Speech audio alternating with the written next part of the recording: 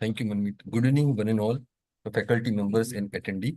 We welcome you all to the Accelerating Reach of Congress webinar, where we are focusing to discuss the important trial results from WCLC and ESMO 2024 conference, focusing on lung cancer. Today, we have a distinguished panel of experts across globe India. I welcome our program director, Dr. Amish Vora, sir, a renowned medical oncologist and head and director of Hope Oncology Care Clinic, Delhi, with us. Over to you, Dr. Amish, for further proceedings. Sir, welcome. Thank you so much. I thank for giving me this opportunity, in this esteemed audience. I think the important point when I looked at all these 8 abstracts, that how the space of lung cancer changed. When I was doing my DM, I never thought that we will have at least 60 to 70% of lung cancer who would not require chemotherapy. Targeted therapy, immunotherapy, and now we are looking at bispecific antibodies, and we are also looking at how to diagnose the molecular aspects of lung cancer better. I think today's all topics are very, very interesting, and I'm sure I'm going to learn a lot out of these abstracts, what we are going to discuss. So we have abstract presentations, and after 4 abstract presentation, we will have 1 panel discussion. After that, we will have another 4 abstract presentation, and then we will have a second panel discussion. So panel discussion is going to be of 20 minutes. So I would request the moderator to stick to the time and discuss the relevant aspects of these abstracts.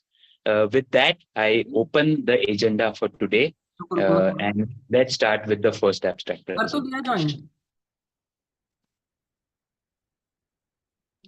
Thank you, Dr. Amish, for setting the ball rolling. Now we'll begin with the session 1, Breakthrough in Non-Metastatic NSCLC.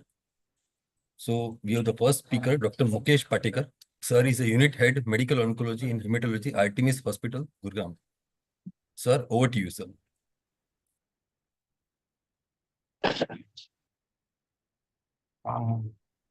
Thank you.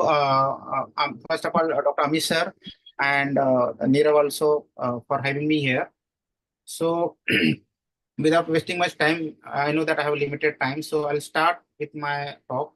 So the task assigned to me is the perioperative durvalumab for resectable non-small cell lung cancer. It's an updated outcome from the phase 3 agent trial.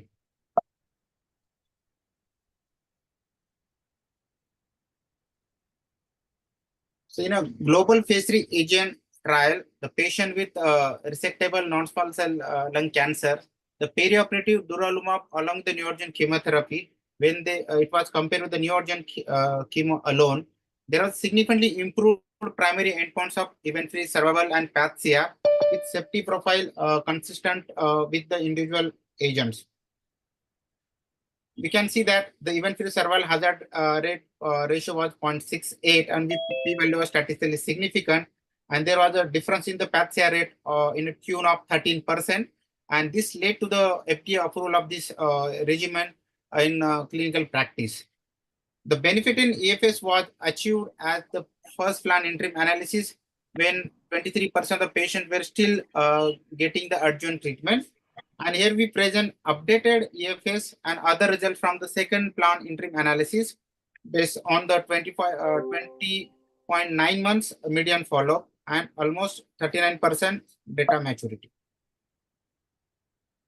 So this is the trial design of the resectable non-small lung cancer from stage 2A to 3B, that is N2 disease, treatment naive with preserved perform status, candidate for lobectomy, sleeve resection, or bilobectomy.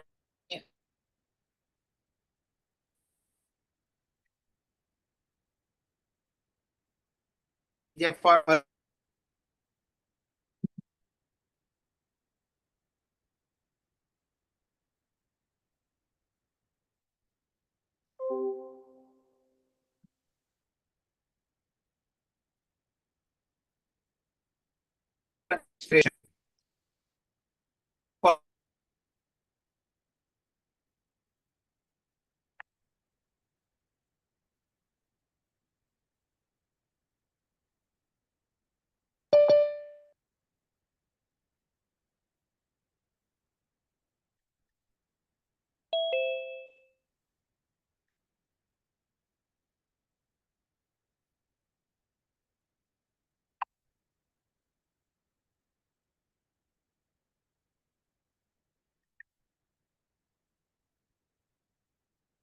Hello, Dr. Sakcham.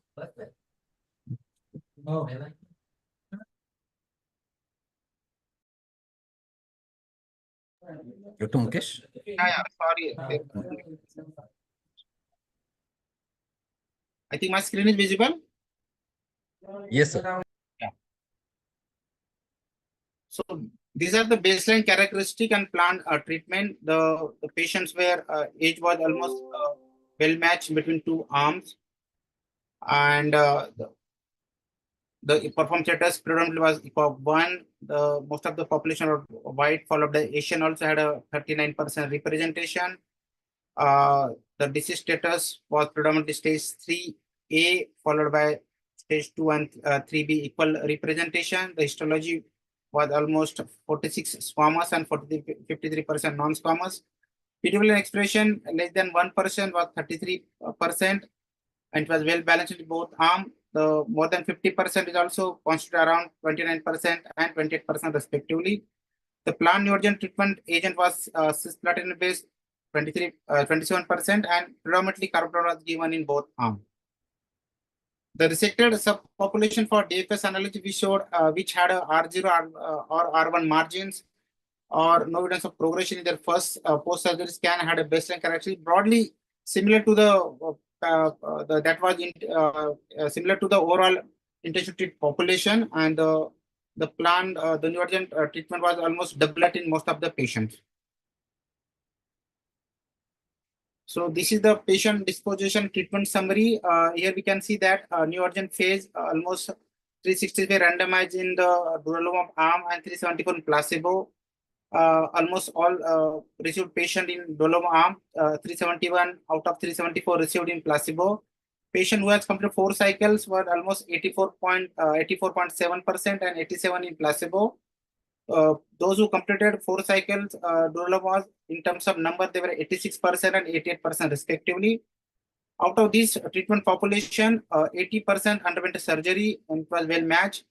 19% had they didn't underwent surgery, and those who completed surgery, RGO resection rate was almost 94% in durvalumab arm and 91% in placebo arm. Coming to the adjuvant phase, the completed treatment was almost 68.6% durvalumab and 63% in placebo. The most common reason for treatment discontinuation was progression in durvalumab was 14%, but the rate was double in the placebo arm, 29.5%. Adverse event is also more in the durvalumab, 11.2 versus 4.6, and there were some patient-related decisions in discontinuation of the treatment. At the time of second interim analysis, there were not a single patient on the treatment, as it was intended only for the 12 cycles. So coming to the updated event-free survival at the second planned interim analysis, here we can see that the median event-free survival was not reached in durvalumab arm as compared to 30 months in placebo, and at 1 year, 2 year, and at 3 year, we can see that these Kaplan-Meier curves are well separated at 2 year and 3 year timeline. The median follow-up in the sensor patients was 24.9 months, and the EFS maturity was 39.1 months.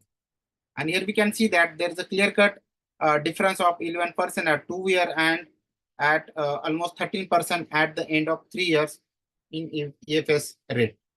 So this is the forest plot analysis, which shows that most of the subgroup like age, sex, race, smoking status, everyone has everything has favored the durvalumab arm.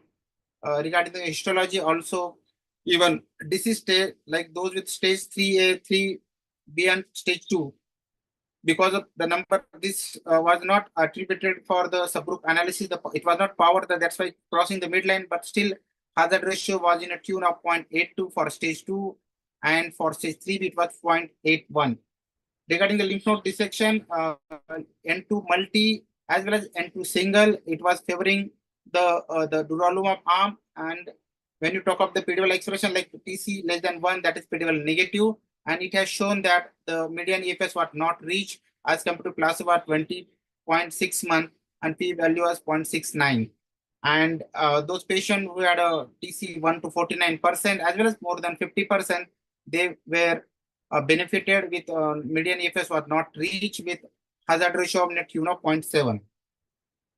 Coming to the planned neoadjuvant treatment, whether they have received platinum, cisplatinum or carboplatinum, the median EFS was not reached as compared to placebo. This benefit was maintained regardless of planned neoadjuvant treatment agent, either cisplatinum or carboplatinum, and in both cases it was not reached. Coming to the benefit, which was more pronounced in a patient who received the adjuvant treatment.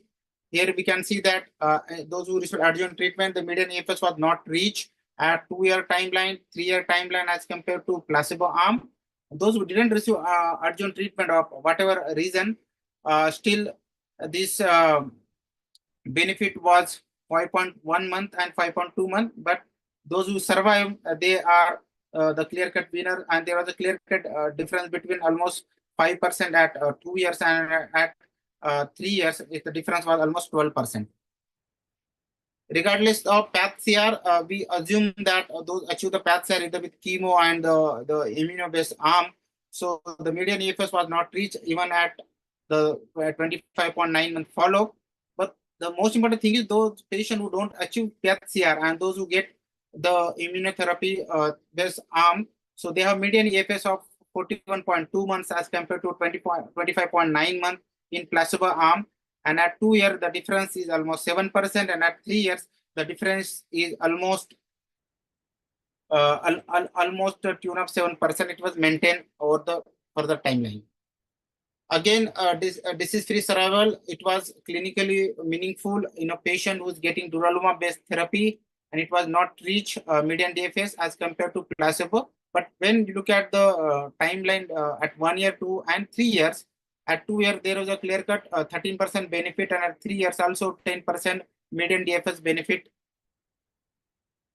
The larger benefit of DFS was observed those with PathCR. It was expected in either case.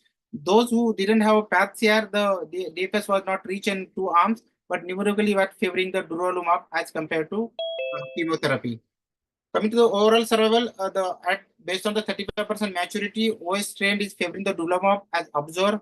Here you can see that the curves are slightly separating from each other, and it was not reached in the durvalumab arm, where in placebo the median OS was 53.2 months.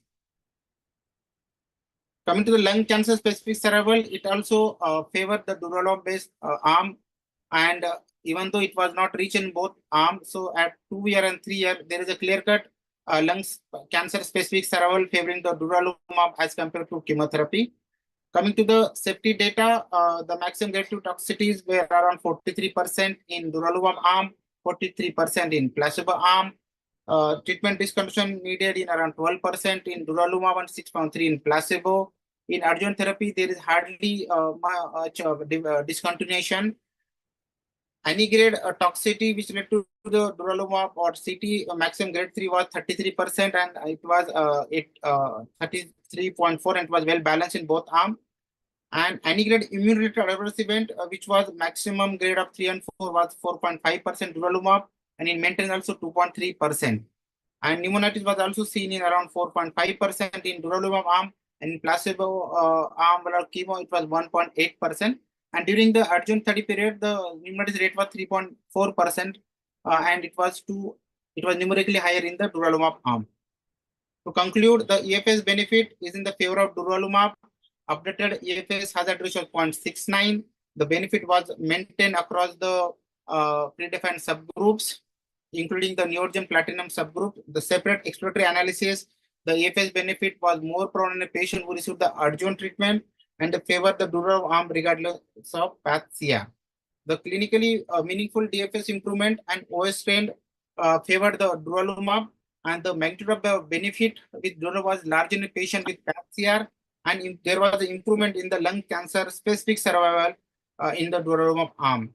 So the perioperative durvalumab along with the neoadjuvant CT was associated with manageable adverse event profile with no safety signal, and this finding with additional follow-up further support FDA approved perioperative durvalumab as a new treatment option for a patient with resectable non-small cell lung cancer. with this, I'd like to conclude. If there are any question, I'm happy to take. Thank you. Thank you, Dr. Mukesh.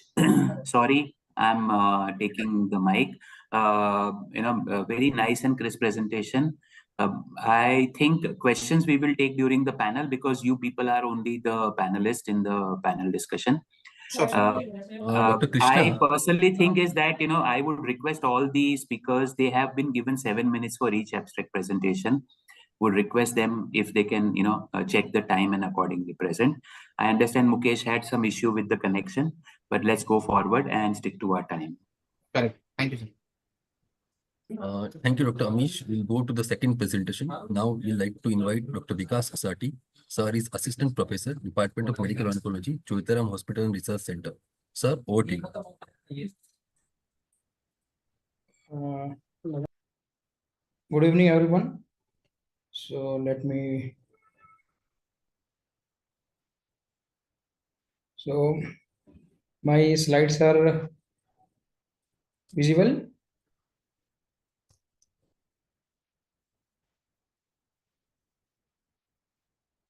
Yeah, so good evening, everyone. So I'm audible. Yes, sir. Okay. So basically, the story started in 2022 when this trial was published in NEJM, where they introduced the nivolumab with chemotherapy, and what they did, they gave 3 cycles of chemotherapy before patient underwent surgery in a case of non-small cell lung cancer, and with this they were able to prove that there was increase in the PET-CR rate, and also there was an increase in the median EFS rate also. And this ESCO, there was a update, 4-year update of this trial, the CheckMate 816, and here also we can see there was a difference in the 4-year EFS rate, 38% versus 49%. So what it was clear that addition of nivolumab to neoadjuvant chemotherapy was benefiting our patient in the terms of PET-CR and also event-free survival. Then comes this trial, the Keynote 77T, which was published this year, and in which they added nivolumab to the neoadjuvant chemotherapy. In this trial, the 4th cycle was given, and after the surgery, patient was continued on monthly nivolumab therapy for total of 1 year. So with this, there was again increase in PET-CR, and 1 out of 4 patient was able to achieve the complete pathological response. And again, there was a better event-free survival in the patients who received nivolumab apart from chemotherapy. And based on this, the FDA also approved the adjuvant or neoadjuvant nivolumab for resectable NSCLC. But the abstract that I am going to present is the comparison of CheckMate 770 versus CheckMate 816.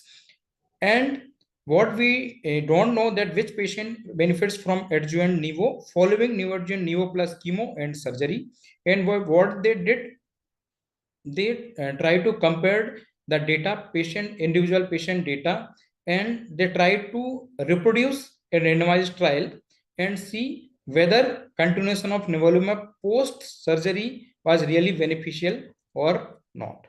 So this was the patient characteristic between the 2 arms, fairly well balanced, except some more Asian patient in the neoadjuvant nivo plus chemo arm. Coming to the primary endpoint, the landmark EFS, and again we can see in the patients who received perioperative nivo did better, and the hazard ratio was 0.61.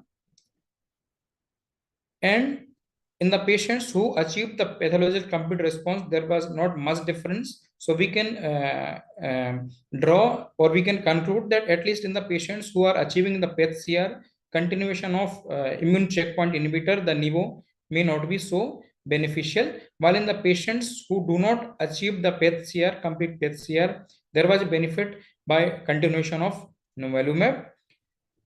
Coming to the PDL1, so this I could not understood that patients who had the PDL1 of less than 1%, there the continuation of nivo was better as compared to the patients who has PDL1 of more than 1%.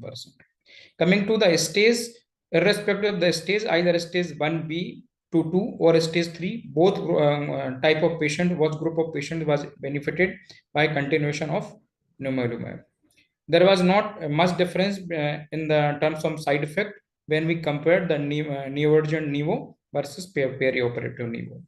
So in summary, in the absence of randomized control trial, this analysis represents the only perioperative versus neoadjuvant only immunotherapy treatment for patient with resectable NSCLC using individual patient level data from 2 phase 3 trials, and approximately 40% reduction in the risk of disease recurrence or death after surgery was observed in patients who received at least one dose of nivo following neoadjuvant nivo plus chemo treatment and surgery, compared with who did not receive adjuvant nivo. Similar benefits was observed regardless of baseline stage, with greater magnitude of benefit in patient with PDL1 less than 1%, and the perioperative nivo improved EFS benefit versus neoadjuvant nivo plus chemo for patient without PET-CR, and the perioperative nivo had a generally manageable toxicity profile. And these results help us to inform the potential benefit of adjuvant nivo following the neoadjuvant nivo chemo and surgery, and further support the perioperative nivo as a treatment option for eligible patient with resectable NSCLC. Thank you. Thank you so much.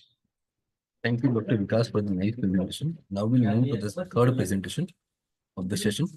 To invite Dr. Krishna Prasad sir on the dais, Chief Medical Oncologist, Mangalore Institute of Oncology, Mangalore. Sir, over to you.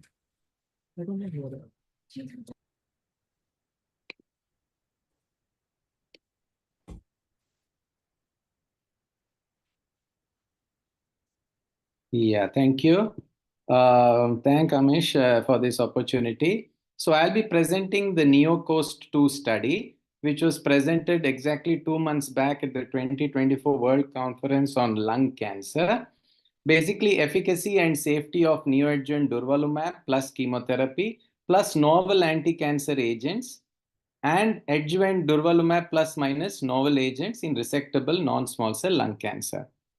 So if you see, just like how the first speaker spoke about perioperative anti-PD-L1 therapy plus neoadjuvant chemotherapy, and the second speaker also reiterated that there is significant improvement in both event-free survival and PCR compared to chemotherapy alone.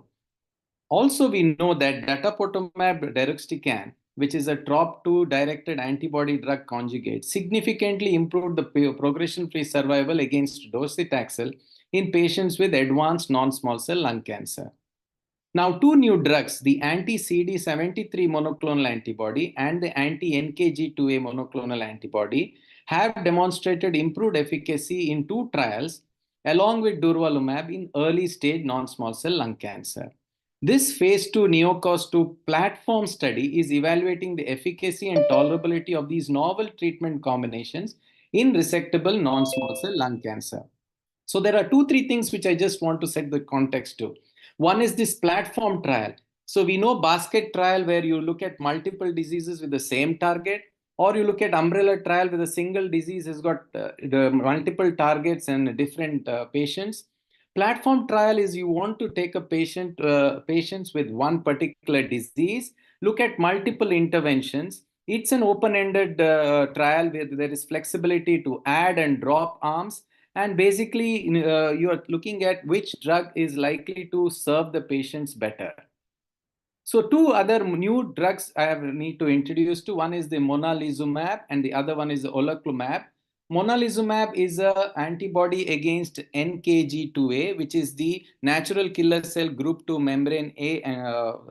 Basically, it's an immune inhibitory receptor, which is present mainly in the natural killer cells. This is if you block this NKG2A using monalizumab, because NKG2A is generally co-expressed with PD-1, you are going to improve the efficacy of immunotherapy. Similarly, there is a CD73 which is present on many of the cells, cancer cells, as well as the T cells. And this is responsible for production of extracellular adenosine, which is immunoinhibitory. So oleclumab, which is anti-CD73 monoclonal antibody, when given in combination with PD-1 receptor, is going to improve the efficacy of immunotherapy. So these are the two drugs which actually improves the efficacy of immunotherapy. So NeoCOAST-2 trial was an open-label multi-arm platform study in the perioperative setting. The eligibility criteria was very similar to the previous two trials, so I won't go into that. Randomized to 4 arms, the oleclumab plus durvalumab arm, the monalizumab plus durvalumab arm, both with platinum doublet chemotherapy. The arm 4 was with dato-DXd and durvalumab with single-agent platinum chemotherapy. I won't go into the arm 3, which is volrustomig. This basically is a dual antibody against PD-1 and CTLA-4. Very exciting drug, but this arm is not yet reported. It will be reported in the future. The primary endpoint is the pathological complete response rate and safety and tolerability. The major pathological response rate, feasibility of surgery. So important to note, this is not powered to make direct comparison between the arms. We're just trying to see which arms are doing reasonably well. It's a descriptive statistics which are summarized, and the primary endpoint or the intent is to look for efficacy signals. So if you look at these various arms, you will see that 60% or 2/3 of them were males, 2/3 of them were whites, roughly around 2/3 had PD-L1 more than 1%, and around 2/3 were adenocarcinomas. Around 50% of them were stage 3A. So this is a major burden of disease, and more than 80% of them actually received carboplatin, just like in the real world data. So if you see these 200 and randomized patients, this one you need to look carefully at what percentage of patients underwent surgery. In each arm, more than 90% underwent surgery, because when you add new drugs, you need to make sure that the chances of surgery do not go down. So a good number of patients actually underwent surgery. Just check the other previous two studies which were presented. What about the PCR and the major pathological response rates? If you look at that, the durvalumab plus oleclumab arm, that is the arm 1 versus the arm 2 versus the arm 4, all of them seem to have very good pathological response rate. But what we want to know is, well, how does it compare with the AEGIAN study? You can see that the pathological CR consistently is better. Compared to 17%, it's 20, 26, and 34. And similarly, the major pathological response is going up from 30% to the way up to 65.9%. You can see that the best response seems to be with arm 4, the dato-DXd plus durvalumab plus chemotherapy arm.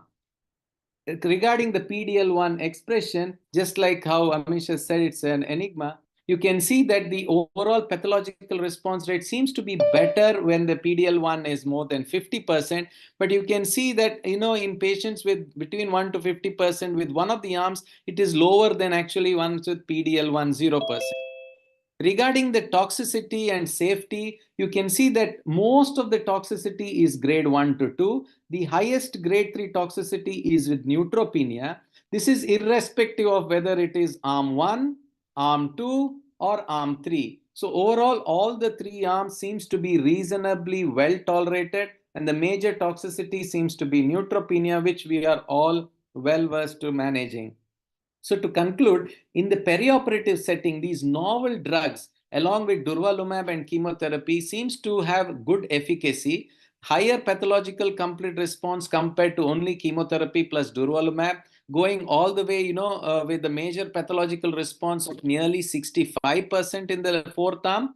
And treatment in all arms demonstrate manageable safety profile, and surgical rates are very well comparable to what we are doing at present.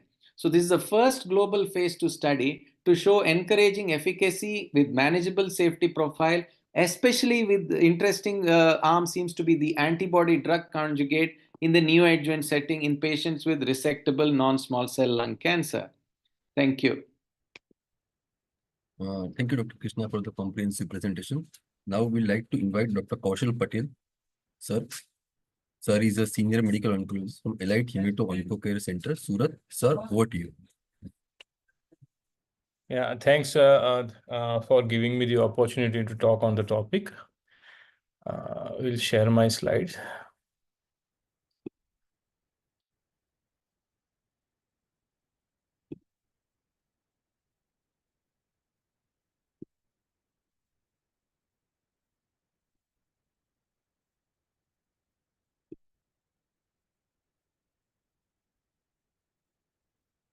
Yeah, hopefully you can see my slides. Yes, yes, we can see, sir.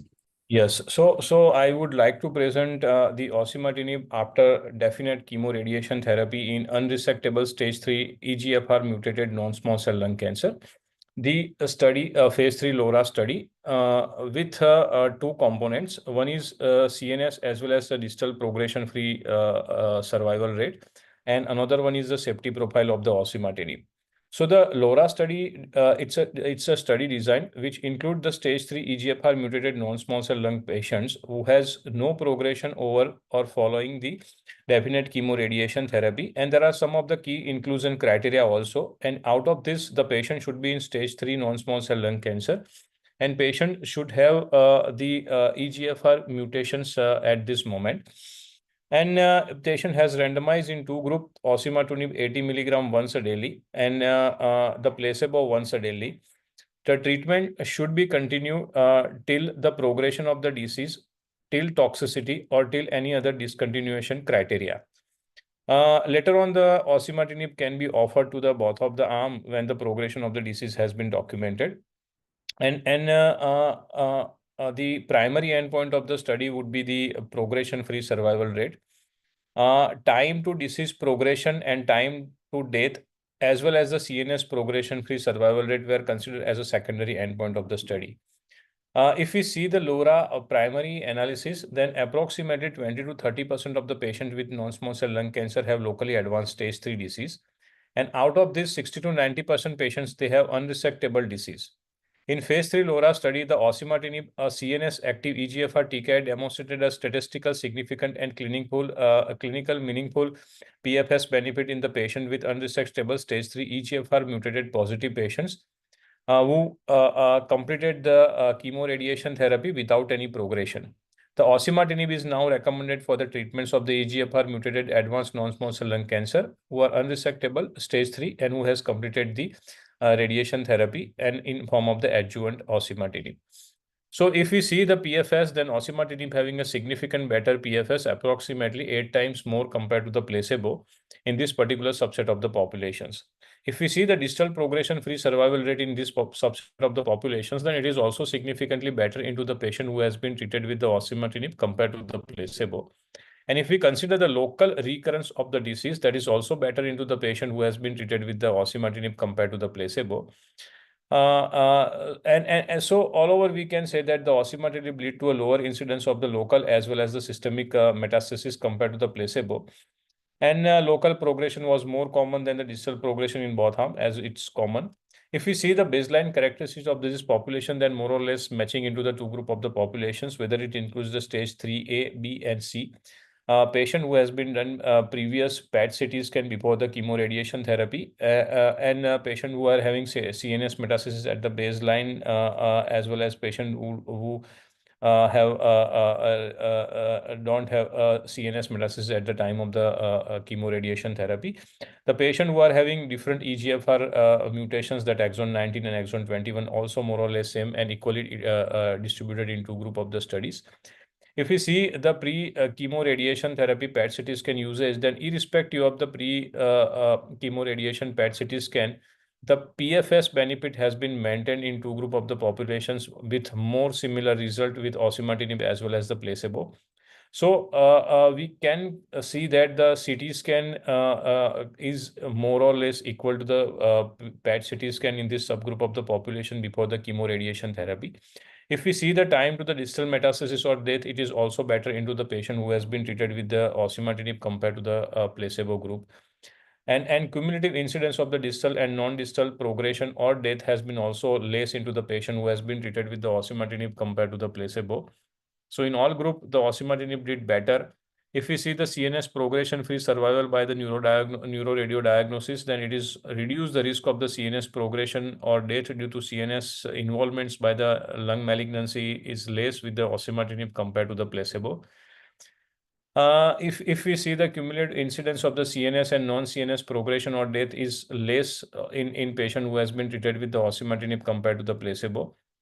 So we conclude the efficacy point of the study that the osimertinib improved the time to the disease progression and time to the death as well as the CNS progression is better with the osimertinib after the chemoradiation therapy in non-resectable stage 3 EGFR mutated non-small cell lung malignancy. So if we see the LAURA study, then osimertinib that improved the time to the disease progression in approximately 79% reduction compared to the placebo, while 83% reduction in development of the CNS progression or the death with osimertinib compared to the placebo. If we are coming to the safety profiles and safety outcome of these populations, then definitely the safety side effects, they are the more common into the patient who has been treated with the osimertinib compared to the placebo. It's also equally important that the more grade side effects, the side effects which lead to the dose interruptions, dose reductions, and discontinuation of the treatments, they are definitely more into the patient who has been treated with the osimertinib compared to the placebo group.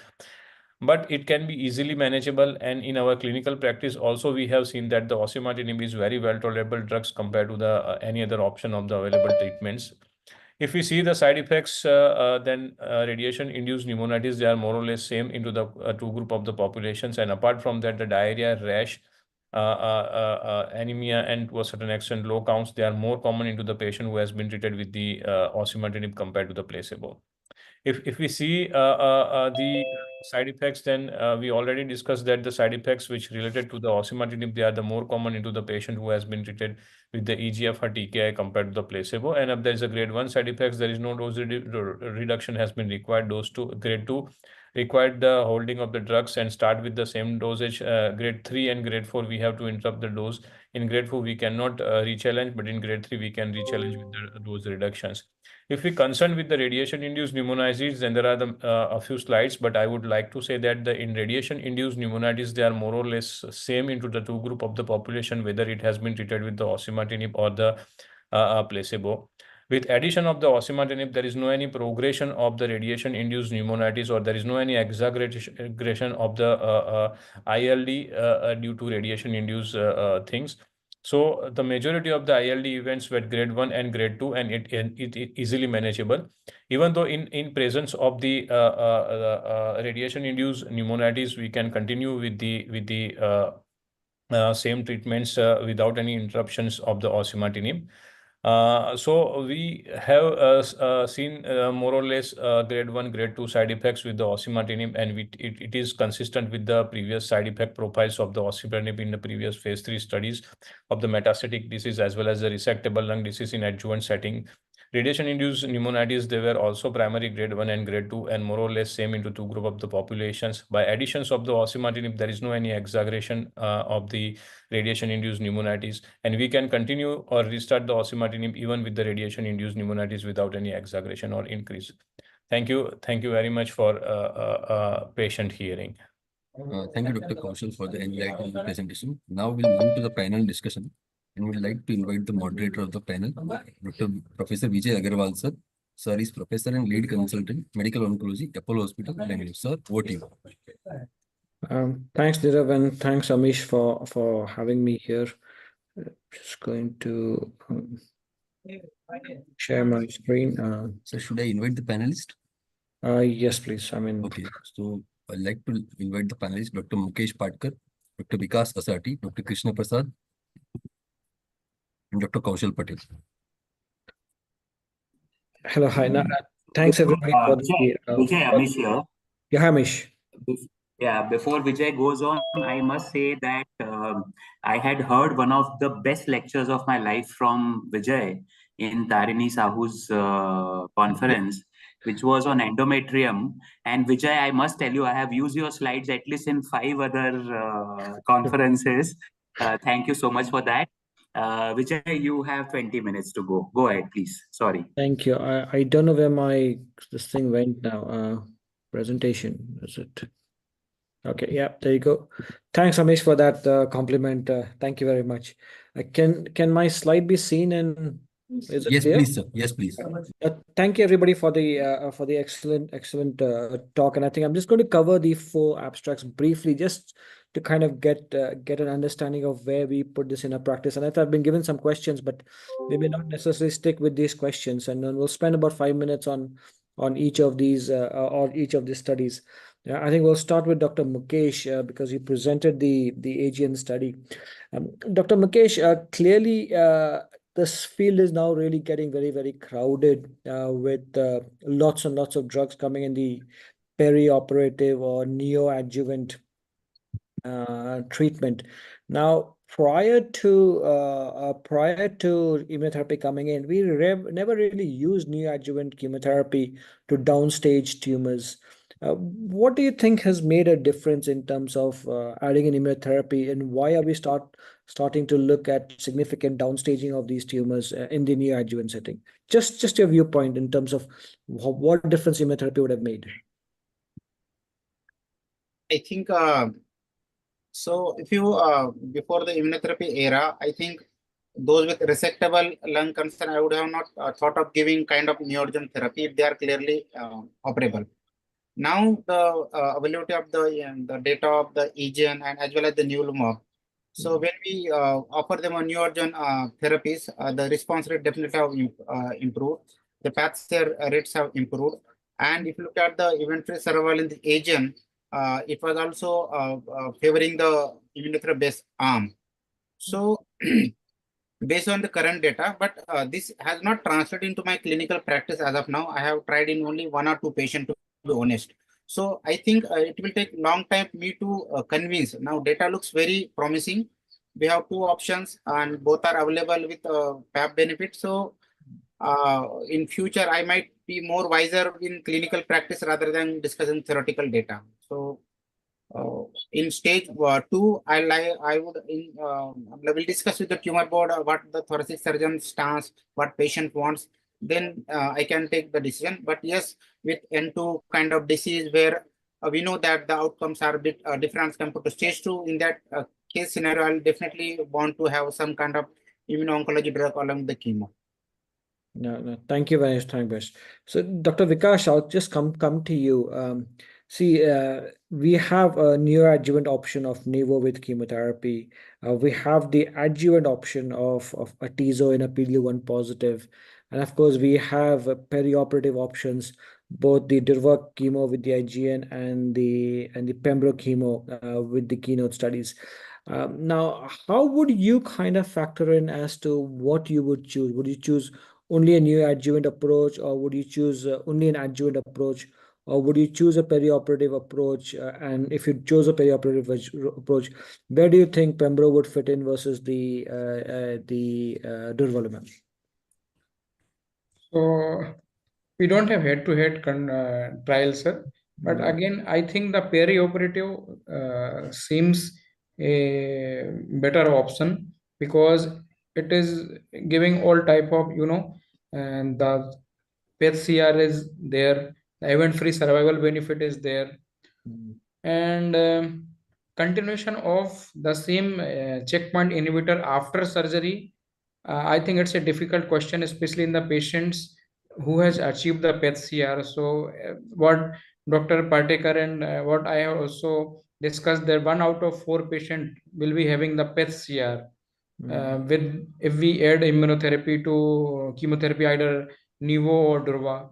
And I think the data of Nivo and Durva, as far as the perioperative therapy is concerned, they are almost same, not a much difference, except the difference that if there is a PET-CR continuation of Nivo, almost there was no benefit, and there was modest, or I will say very little benefit of continuation on Durva. Otherwise, both the agents the results looks alike to me, sir. Okay, fair enough. Dr. Krishna Prasad, can I pick your brain here in terms of trying to explain what chemo partner would you use with this immunotherapy? I mean, of course, you have cisplatin and carboplatin, and then you have the co-partner with the platinums. Now, the AGN were quite liberal in terms of letting the treating physician choose whatever they wanted to. But the Pembro and the Nivo were quite dogmatic in terms of what you could use, with the nivolumab saying cisplatin only, and the Pembro saying cisplatin or carboplatin, but pemetrexed for adeno and platinums for squamous. But the AGN didn't specify which chemo combination to use. So what's your viewpoint on this, Dr. Krishna Prasad? It's a tough call, I think. So I would look at it that maybe cisplatin has a small edge over carboplatin, and whenever feasible, I would go with cisplatin. Whenever physical group is one. So this particular study, of course, there was 70% of them had carboplatin, and 30% had cisplatin. So I mean, in your practice, do you look at patients who are cisplatin eligible and not eligible, and then kind of decide? Yeah, whenever eligible, I would go with cisplatin. You would go with Having said cisplatin. that, the study which I presented also, around 85% of them actually had carboplatin. Correct. Yeah. So I think this kind of mirrors the practice that the vast majority of them may be of a borderline performance status, and we kind of vary whether they were tolerant cisplatin or not, and we kind of move to carboplatin. And of course, a lot of us are community oncologists who tends to prefer carboplatin over cisplatin. But yes, a very young, fitter patients with good GFR, I think cisplatin would be the way to go. Dr. Ashish, none of these trials that kind of we've discussed, both look at Nivo or Durva or Tizo or Pembro, have shown dogmatic overall survival benefit. And do you think we're a bit too early in terms of adopting the chemoimmuno approaches in our practice, or do you want to wait for overall survival data before we actually do it, or you're happy with the current EFS data? I think Dr. Kaushal left. Dr. Ashish? I think he left. He's left. Okay. Can I just leave it open? Maybe Amish is there. Maybe he can kind of chip in with his viewpoint of what he thinks, that do we need to wait for overall survival data, or would you be comfortable with the data that we have? A difficult question, but I think given right now, what we have, even if we look at the AGN or Checkmate or Keynote, I think IO does make a difference, whether we give in a neoadjuvant setting or whether we give it in an adjuvant setting. And we have a direct comparison to chemotherapy also. Right. Now, your question is DFS enough? I think in lung cancer disease, I am totally convinced that DFS as a primary endpoint is enough for me to change my practice. Because even though OS may or may not make a difference in future, living without disease is always better than living with disease. Yeah, perfectly said. So even if you delay the disease by a period of time, I think that itself is a good enough win for the patient, because in the presence of the disease, their quality of life just plummets soon after. So now I take your point that I think I'm also in agreement that we may not necessarily need to wait for OS data, or even if OS data is not mature enough or is negative. I think I would be quite convinced with the EFS data, purely because a lot of future treatments will confound the OS data. Now, thank you very much for that. So I'll just come to the next abstract, and I think I won't dwell too much time on this. And I think we already discussed most of these aspects in a previous AGN discussion. But I think the question that arises when we're looking at this, I mean, first of all, even though it's not a head-to-head comparison in terms of the trial, I think they've done a good job in looking at the patient data and coming up with some suggestion where the perioperative treatment is better, neoadjuvant treatment is better. But what I wanted to know is that this discussion is always being there, that if you have a PAT CR, what is the value of continuing adjuvant therapy? And I think that has not been answered, and given the current information. So I just wanted to know what everybody's practice is. That we know that about 25-30% of the patients will get PAT CR. So in those patients, would you be tempted to continue immunotherapy in the adjuvant setting? Dr. Mukesh?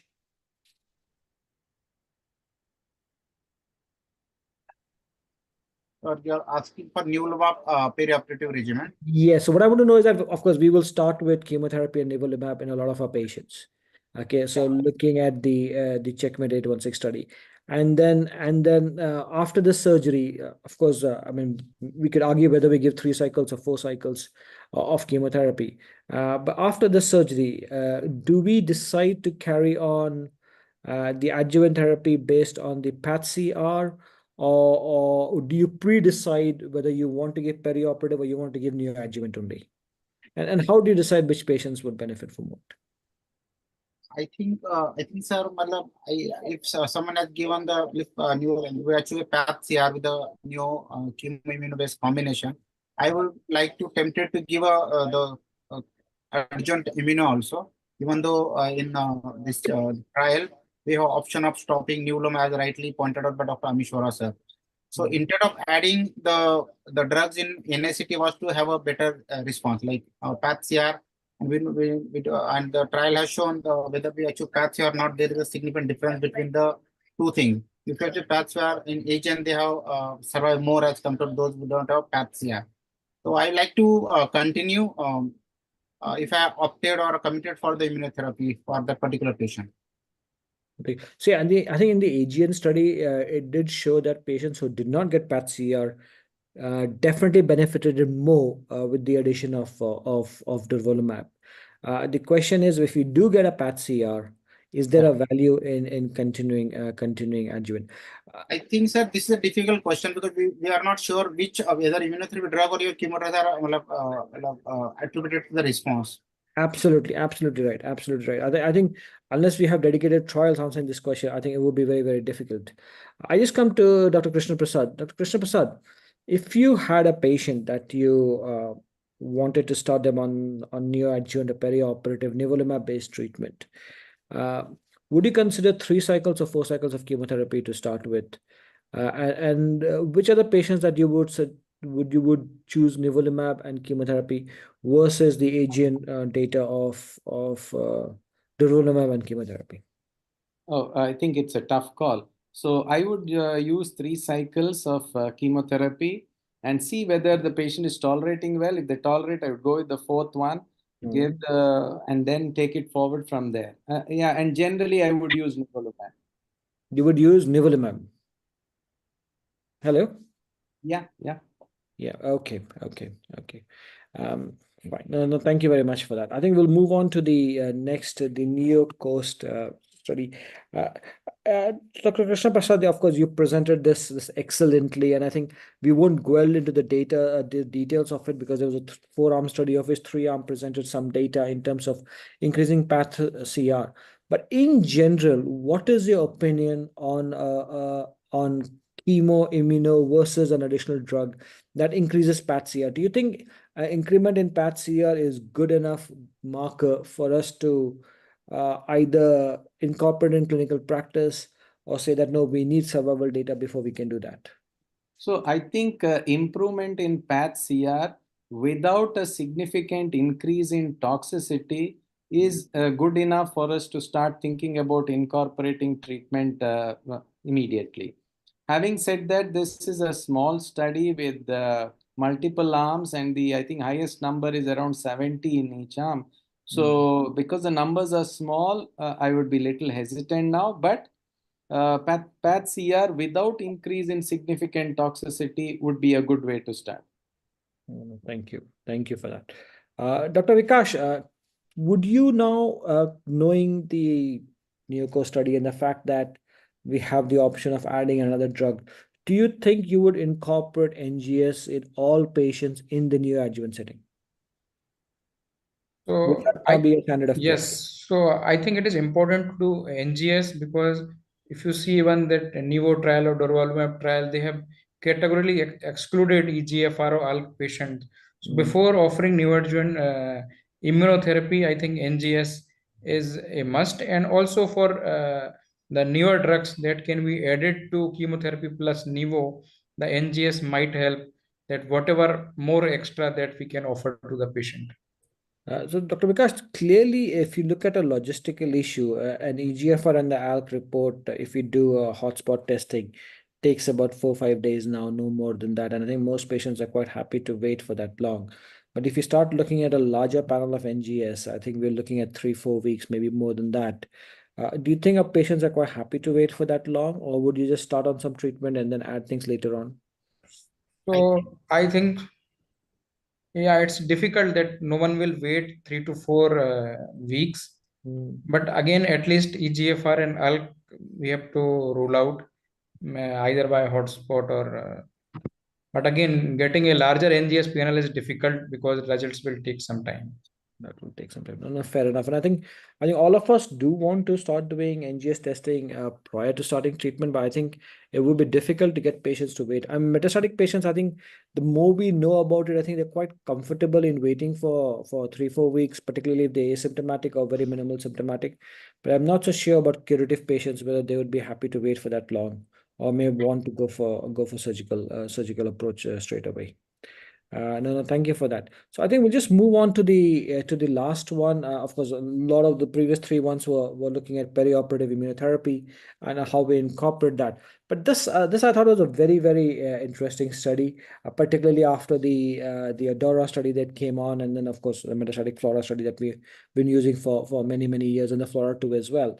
Now, this of course the stage 3 was a big lacuna gap in terms of our understanding of where we use what we do in a stage 3 non-operative tumors, and we've been giving durvalumab to the vast majority of these patients historically, well knowing very well that in an EGFR mutated lung cancer the benefit of durvalumab is questionable, but there was subgroup analysis, so we didn't know. But this clearly kind of defines what we should be doing in an EGFR mutated non-small cell lung cancer.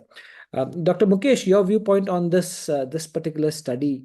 We're not going to discuss the data, the end results, because the curves are really far wide. But I just want to know how this study is going to change your practice from moving from durvalumab to osimertinib. Because, sir, basically, if you look at the ADAURA trial as well as the LAURA, the concept is doing surgery or radiation, they are not going to take out your the EGFR mutant cell. The intent is to take care of those EGFR mutant after getting the curative intent. So definitely this will definitely is a practice changing. Even though we know that in stage 3 lung cancer, despite giving curative CTIT, still there is a 40-50% failure over 2-3 years time. So I think as a clinician, I would definitely like to add those agents. But if you look at the practically last 2 years, I have not seen a single patient with this profile. So it's very hard to get this kind of patient. I have seen a lot of metastatic setting, but not in this particular setting. No, fair enough. I think you're right. I think first of all, even though the data says a third of the patients presented stage 3, I think convincing the surgeon to kind of bring patients to the MDT and discuss them is difficult, and then identifying an EGFR specific mutation is more difficult. And I think with passage of time, I think more and more of these patients we're going to start doing testings before we start initiating treatment. Dr. Krishna Prasad, just as a practical question in terms of the clinic. Now, even though we want to give CTRT to the vast majority of our patients who have stage 3B plus tumors, particularly if they're not resectable, but a lot of them have borderline performance status, and the fact that esophagitis is a significant problem, even pneumonitis is a significant problem with CTRT. And a lot of time we just give RT and we omit the CT component just so that they can get through the RT. Do you think you can extrapolate the LAURA data in those patients who have not had chemotherapy with radiation? Yes, definitely. I think once it is EGFR positive, I'd be very keen to use TKIs, irrespective of whether we have given radiation alone or chemoradiation. Okay, no, fair enough. I think we would all agree that irrespective of what radical treatment was offered, I think we would all give these patients osimertinib. Dr. Vikash, do you so in this study, of course, we looked at these CNS metastasis prevention. Okay, and we know that in general, when in metastatic disease, a third of our patients present with brain mets. How important do you think prevention of CNS metastasis is in these group of patients? Would you rather prevent the metastasis by giving an osimertinib upfront, or would you rather treat it once they've developed it? So I think brain is a century site. Whatever the first generation TKI we have, they do not penetrate blood-brain barrier much. So I think osimertinib is the way to go, and I think the prevention is definitely much more important than getting treatment, because all patient may not come at the stage where they can receive the treatment. One third of the patient, or even 1 out of 5 patient, we may lose based on brain metastasis, because Right. sometimes they come with seizure or some, the neurological symptom. So it is always better to prevent the CNS symptom, because they are very difficult, they are very hard to treat. So unlike the other visceral metastasis, brain metastasis, we know the PFS is very small once patient develop brain metastasis. Thank you very much. So I'll just go to the last question, because I think I'm mindful of the time, and I think Dr. Amish, maybe you can kind of chip in into in this discussion as well. Of course, now we have the LAURA results, the ADAURA and the FLAURA, and I think by and large, I think most of the panelists would agree with me that whenever there is an EGFR mutation, osimertinib becomes the standard of care, irrespective of what line of treatment you're looking at, whether it's an adjuvant after surgery, adjuvant after CT/RT, or in the metastatic situation. Can you think of any reason why you may not want to give osimertinib? Very, very difficult question, Vijay. Right now, stage 1 do not require osimertinib. I think that is one thing which we are clear. Anything beyond 4 or 5 centimeter tumor where we would consider giving chemotherapy, I think osimertinib should be given. My main point is yes. Answer to your question is yes. I would consider osimertinib in remaining all patients, irrespective of definitive or surgery or metastatic setting. Point is only one, that ADAURA didn't give me an answer. That 3 years of osimertinib, is that enough, or do I give lifelong? Do I give 5 years better than 3 years? Is 6 years better than 5 years? We don't know, because these are small molecule drugs. And I don't know whether they can eradicate TKI clones. They are eradicate EGFR clones or not. Now, this is the biggest challenge which I have right now.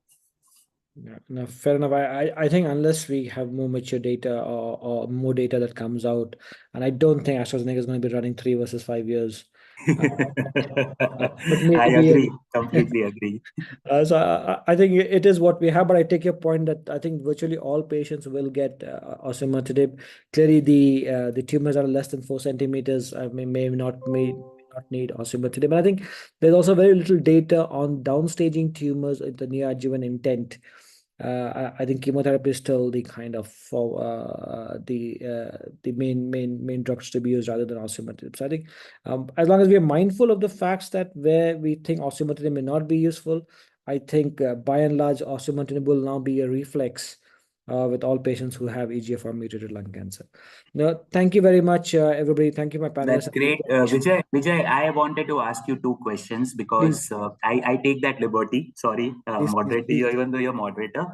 So one is, do you think we have data enough to give away in EGFR mutated patients? By choice, we don't give chemotherapy and we give, say, 3 years of osimertinib by choice. Are you comfortable with that right now?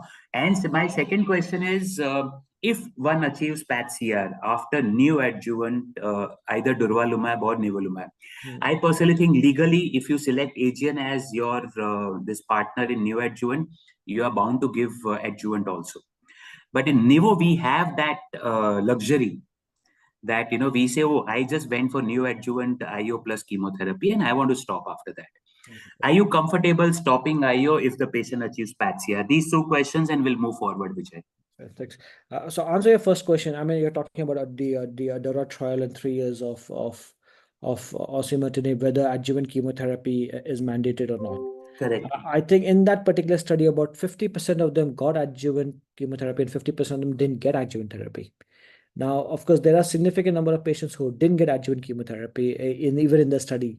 And I think I'm very, very comfortable if the patient says that they don't want chemotherapy, can I just have osimertinib? And I would be very, very comfortable doing that. Okay. Now, coming to the question of PAT-CR, whether we use, so basically, I think once I've started on a Pembro or the durvalumab regime, I think the current trial data does not stop adjuvant therapy based on PAT-CR. Okay, the current trial data continues the adjuvant therapy for up to a year, and I would do that. Now, is there a group of patients where I would select only 3 cycles of Nivo with chemotherapy? Yes, I mean, if someone's got a very high PD-L1 scoring of 80-90%.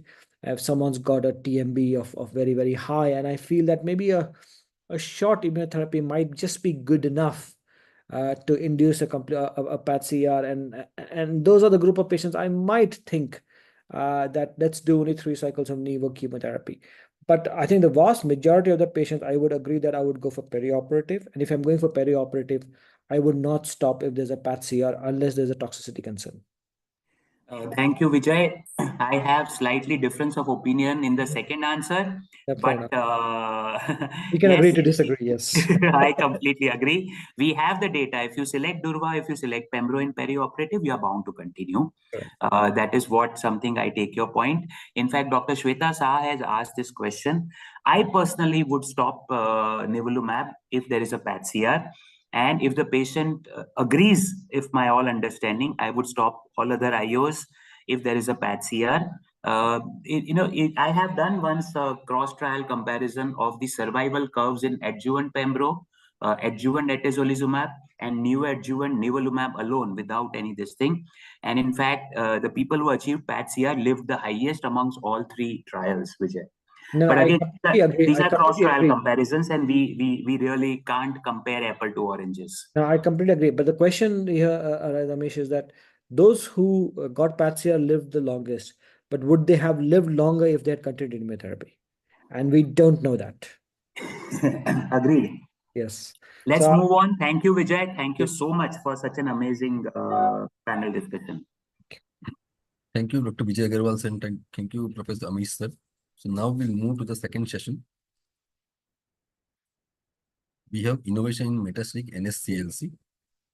So for that, I'd like to invite Dr. Rohit Pai, sir, who on the dais, consultant medical oncologist, Bombay Hospital and Research Center, Mumbai.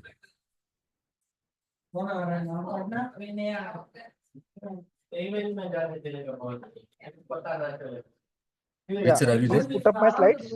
Yes, sir.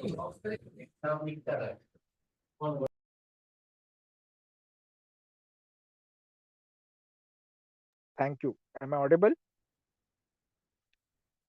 Yes, sir. Okay. So,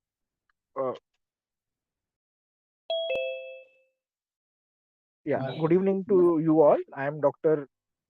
Rohit Pai, and thanks to AstraZeneca for the opportunity. Today, I'll be talking about the sort of a newer biomarker.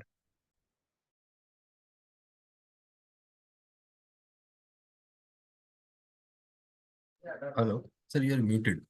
Voice. Hello. Sorry for that.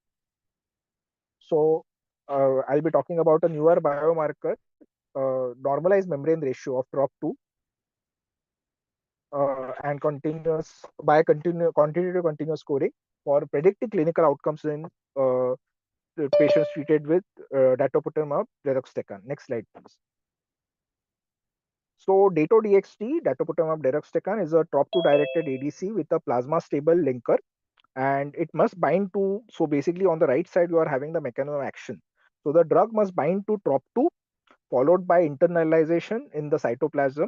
And in the cytoplasm, it will have lysosomal degradation, and the payload will be released, which will act on the nucleus, the DNA, and there will be cell death. Also, the payload might diffuse out and act on the outside cells for sort of a bystander effect, so as to speak. TROP2 is a biomarker, which again, TROP2 is a sort of a target, not a biomarker per se. It's there in sacituzumab, it's there in datopotamab. But again, even if you look at breast, you don't have a IHC or a biomarker sort of assessment prior to giving sacituzumab, because it is assumed that most of the cells will be having it. But datopotamab, especially in the lung cancer, probably is in need of a better biomarker, because this study, the Tropion study, was essentially comparing datopotamab with docetaxel, and the overall study included squamous, non-squamous, and it was essentially negative, even though there was a slight benefit in non-squamous histology patients. So basically, can you use a better biomarker to assess TROP2, and so that we can select out the patients who should receive this drug? So datopotamab did demonstrate some PFS improvement in patients with advanced metastatic NSCLC, but conventional IHC scoring has not sort of been the way to go to determine TROP2 expression. So whether we can use this newer technique based on deep learning, artificial intelligence, so basically whether we can assess TROP2 in a better way. That was the sort of point of this abstract. Next slide, please. So TROP2 NMR means normalized membrane ratio, and QCS means quantitative continuous scoring. So it's a novel, fully supervised computational pathology approach that precisely quantifies and locates targets like TROP2. So what was done was, first there was an immunohistochemistry with TROP2 assay. To be very clear, TROP2 is expressed on the surface of tumor cells and as well as in the within the tumor cells. So it's not just on the membrane; it's inside the cytoplasm also. And obviously, a higher expression in the cytoplasm within the tumor cell, if at all there is an internalization and there is another there is more TROP2 expression within the cell, obviously you expect a better response. So first you have the IHC, then you have WSI or whole slide imaging, which is prepared, and then the computational algorithm, the pathology algorithm will determine tumor from the non-tumor. So, and then there will be the automated image analysis, which will essentially look at the optical density of TROP2 expression on the membrane and cytoplasm of each tumor cell. Now, to say whether each individual tumor cell is positive for TROP2 or no, or positive or NMR positive, the normalized membrane ratio positive or no, there is a cutoff which is 0.55 something. So it is sort of rounded off to 0.56. And how is that cutoff determined for each and every cell? Membrane optical density divided by membrane optical density plus cytoplasmic optical density. Essentially, this indicates that more of TROP2 is present in the cytoplasm of the cells too, right? So it is sort of not only membrane but also cytoplasm, and this is the cutoff is 0.56. So less than or equal to 0.56 is NMR positive. So more cytoplasm, more TROP2 available in the cytoplasm, not just in the membrane. And in total, so for each and every tumor cell, this ratio is calculated. And in total, if 75% or more tumor cells are positive for this NMR and the cutoff is up to 0.6, so less than 0.56 or equal to 0.56, then the overall sample is, or the overall patient is assumed to be NMR positive for TROP2. So this is the way this goes. Obviously, it does require infrastructure, but I think probably we will be looking at such algorithms in the future. Next slide, please. So Tropion Lung 01 study was essentially looking at patients in later lines, so second lines, second line essentially, stage 3B, 3C or 4 patients without prior treatment with docetaxel. They were treated, they were randomized in 1:1 fashion, around 600 patients, 6 milligram per kg, datopotamab deruxtecan every 3 weeks versus the very difficult to very hard nut to crack docetaxel 75 milligram per meter square every 3 weeks. And again and there were further subclassifications, and the patients were also, so we looked at AGA, that is actionable genomic alterations, and patients with and without actionable genomic alterations like EGFR, ALK, NTRK, BRAF were included. Obviously, this was also squamous as well as non-squamous patients. Both patients were taken, and also the stratification was done as per the histology, AGA presence, and prior PD-L1 antibody exposure. So this was essentially the way the study was designed. There was a dual primary endpoint, PFS as well as OS, and there were multiple secondary endpoints. And if we look at the overall response rate in the entire trial, it was 26% for Dato-DXd versus 12% for docetaxel. Median PFS 4.4 versus 3.7 months. PFS 0.75, but the overall trial was essentially negative. Next slide, please.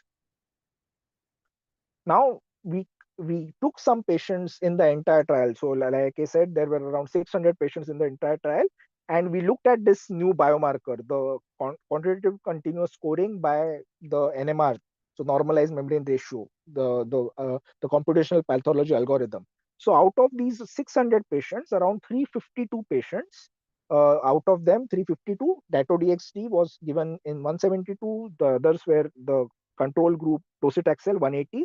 So these patients, we could actually evaluate this biomarker. So BEP means biomarker evaluation population. And out of in this biomarker evaluation population, we also had a focus subgroup of non-squamous, so basically adenocarcinoma, non-AGA, so non-actionable genomic alteration patients, around 110 in each group. So Dato-DXd 108, docetaxel 113. So this essentially was the way the biomarker was estimated. So if you look at the overall population, Dato-DX, so in the overall population, in non-squamous histology, there was more NMR positivity. So this biomarker positive group was around 66%. So non-squamous, you are having 179 out of 272. So more patients with NMR positivity. And this actually could sort of be one of the reasons why the non-squamous histology is benefiting more with Dato-DXd overall also. And in squamous histology, the expression NMR positivity was only 44%, 35 out of 80 patients. In non-squamous histology, you had some patients with actionable genomic alteration, around some patients, around 50 patients had actionable genomic alteration, and in them the rest were essentially did not have actionable genomic alterations. So overall, but in the patients with or without actionable genomic alteration, again the expression of TROP2 as per the NMR positivity is nearly same, 63 versus 70. Next slide.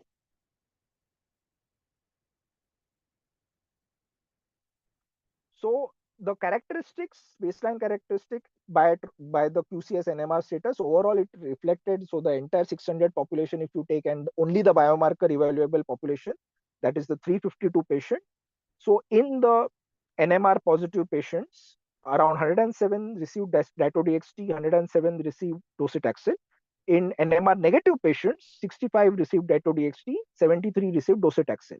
The baseline characteristics were essentially similar, except for some differences. For example, baseline brain mets in the NMR positive patients, that is TROP2 positive patients, that was 17% had brain Recording metastasis. stopped.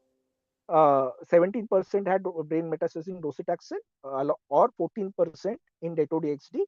And in NMR negative, there was some difference, 18% in Dato-DXd, 12% in docetaxel. If we looked at lines Recording of therapy, in progress. lines of therapy also there was some difference. If you look at if you look at the NMR negative patients, docetaxel 5%, 3 or more lines of treatment. In Dato-DXd, no patients received 3 or more lines of treatment. So some difference in this biomarker evaluation population, but all the other factors were similar to the overall population. Next slide. So overall efficacy, did this quantitative computational scoring, so quantitative continuous scoring NMR status predict response? Yes, it did. So overall response rate, if you see, overall response rate in the NMR positive patients, 32% overall response with Dato-DXd, 10% with docetaxel. If you look at the NMR negative patient, the response rate is similar, 16.9 versus 15.1. If you look at the progression-free survival, also it is increased in NMR positive patients, 6.9 versus 4.1. PFS is 0.57. And if you look at the PFS for TROP2 negative by NMR, 2.9 months. So actually it is inferior, median PFS is inferior with Dato-DXd as compared to 4 months with docetaxel. So again, there was some evidence that this scoring of TROP2 predicted the response rate as well as the progression-free survival. Next slide. So in the focus population, non-squamous histology, non-actionable genomic alteration, also the PFS was improved in NMR positive patients with Dato-DXd, 7.2 months versus 4.1 months. Again, the response rate in this particular population also 36 months versus 15 months, 36% versus 15%. And again, in negative, the median PFS is similar, 4 months probably in both the arms.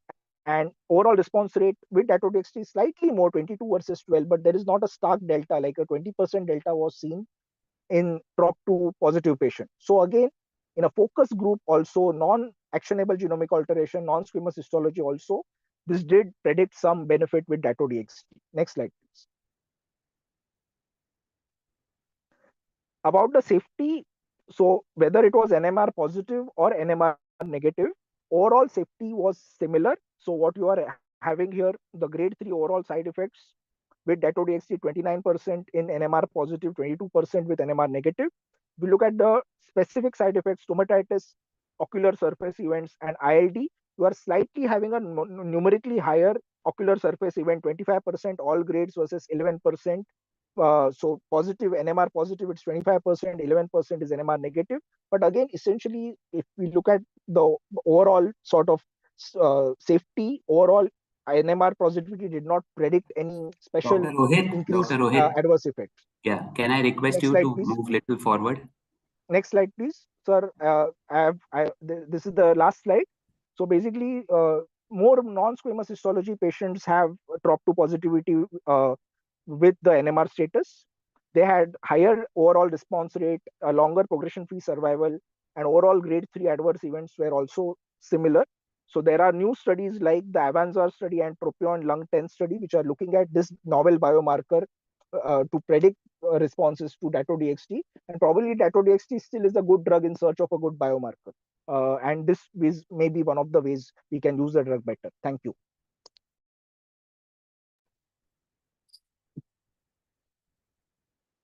Thank you, Dr. Amish. Thank you, Dr. Rohit, for the nice presentation. Now we'll move to the next presentation. Without sir required no introduction. I'd like to invite Dr. Suman Gupta, sir. Sir is Director, Metro Cancer Center, Senior Consultant, Head Medical Oncology, Hematology and BMT from Metro Hospital, Faridabad. Sir, over to you. Thank you. Thank you, organizers, for giving me this opportunity. Can I have the slides, please? Yes, sir.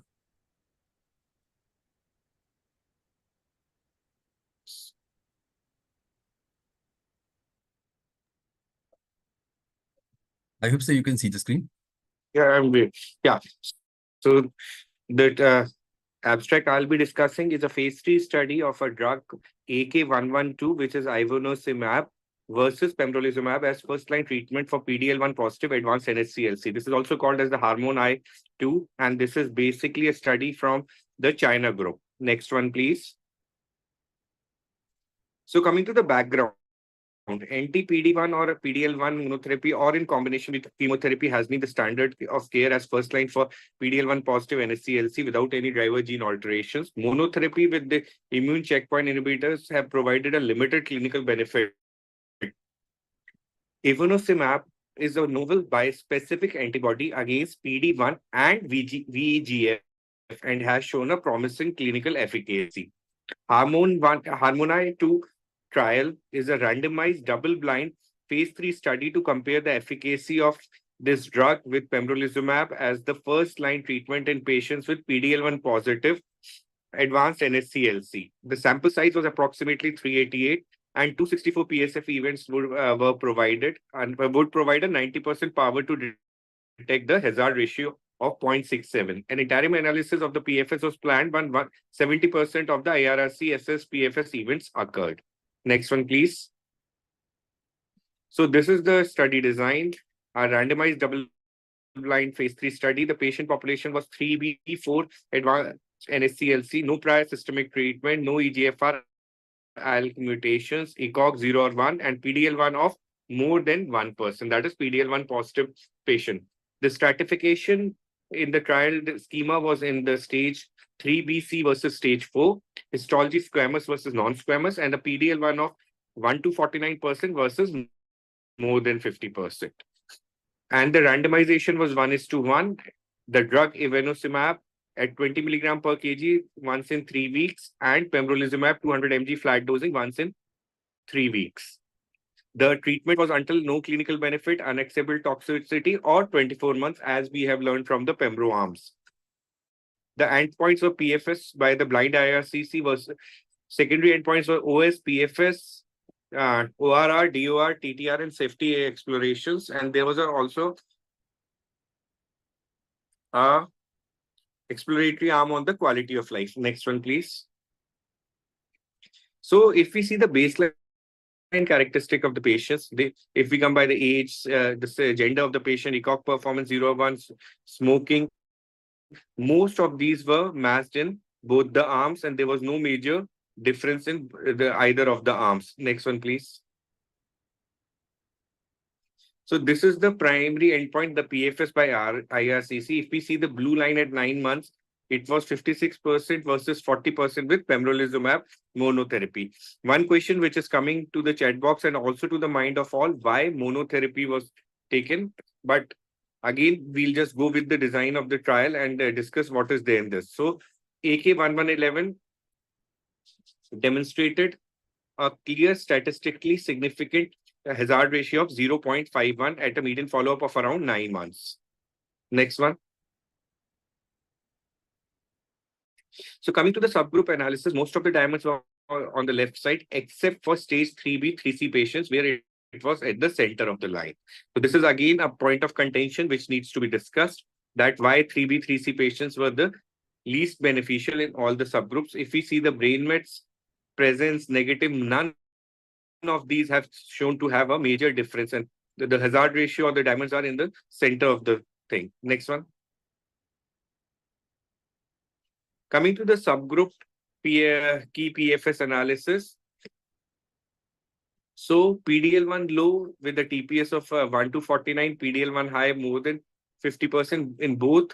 There was a significant HR with a p-value of 0.54 and a 0.46. If we come to the NSCLC, both groups have shown to have a meaningful improvement in PFS. So if we could see the trial as such, in all subgroups, whether squamous, non-squamous, PDL1 low or high, everywhere this drug has been shown to be efficacious. Next one, please. So this is basically the overall response rates and the DCR, and they were higher with ivonescimab versus pembrolizumab. So basically, it's a double drug versus a single drug, if we take it in that way. Next one, please.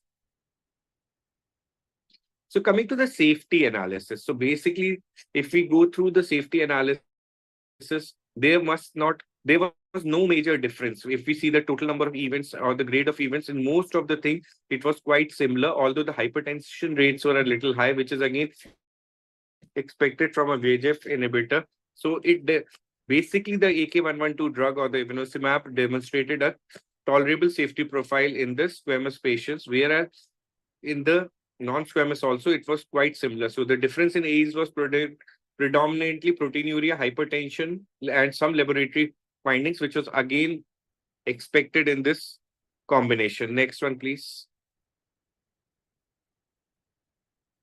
Coming to the immune-related side effects. So if we see the major immune-related side effects, both the drugs have the similar IRAEs, so there was nothing major. Next one. So this was the EORTC quality of life, so time to deterioration of global health status. Again, it was associated with comparable and numerical better deterioration. So, but if we see the graph carefully, I will say that there was no major differences in both the subgroups, and the p-value was also not significant. Next one, please. So coming to the conclusion, what the authors have discussed, that first-line ivonescimab significantly improved the PFS in advanced NSCLC in PDL1 more than 1% patients compared to single monotherapy of pembrolizumab. PFS benefits were consistent against all major clinical subgroup, whether TPS less than between 1 to 49 or more than 50, or squamous or non-squamous histopathology. Higher ORR and DCR were observed with ivonescimab versus pembrolizumab, and OS has not yet matured. So OS analysis is event-driven and will be reported in the future. The safety profile of the drug was well tolerated, and there was no significant signals which were seen. The quality of life was comparable to pembrolizumab. So this is the first randomized phase 3 trial to demonstrate a clinically significant improvement in efficacy with a novel drug compared to pembrolizumab in advanced NSCLC. And ivonescimab is a novel first-line treatment for advanced NSCLCs in the PDL positive wild subgroup. So this is what the study has said. Although there will been many criticisms about the arms, about the divisions, but yet a different study and something which is interesting for the future. Thank you, sir. Thank you, Sumant. Sorry, before we move forward, Sumant, do you think that today we are learning a lot of new English pronunciations? They're very difficult. In fact, I wanted to share something which is Mr. Tharoor's joke which is going on, and I think this is a very difficult thing. Bolo, bolo. Sir, I'll share it with you. So there's a quiz of 5 words shared on WhatsApp that is called as Tharoor joke. So you should read that. I think oncologists will be much better at that with these new drugs. Thank you, Sumant, and let's move forward. Thank you, sir. Dr. Thank you Sumant, for the enlightening presentation. Now we'll move to the next presentation, and we'd like to invite Dr. M.V. Chandrakant, sir. Sir is a consultant medical oncologist from Narayana Super Speciality Hospital, Kolkata. Sir, over to you.